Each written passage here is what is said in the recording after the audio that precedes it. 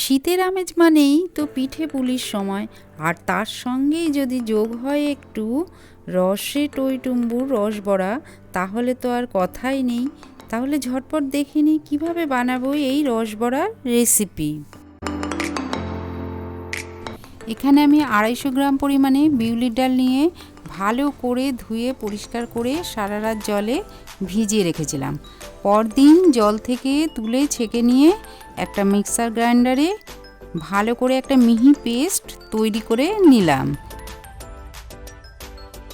এবার এই ডালের মধ্যে খুব সামান্য পরিমাণে একটু লবণ মিশিয়ে খুব ভালো করে ফেটিয়ে নেব। এই ফেটানোটা যত ভালো হবে বড়াগুলো ফুলে বেশ বড় বড় সাইজের হবে, আর রসে দিলে রসটা ভেতরে গিয়ে খেতেও বেশ টেস্টি হয়। এভাবে সমস্ত বড়াগুলোকে ভেজে নেব সাদা তেলে। প্রথমে তেলটা হাই ফ্লেমে গরম করে তারপর গ্যাসটাকে লো টু মিডিয়াম করে সমস্ত বড়াগুলোকে এভাবে একে একে ভেজে তুলব।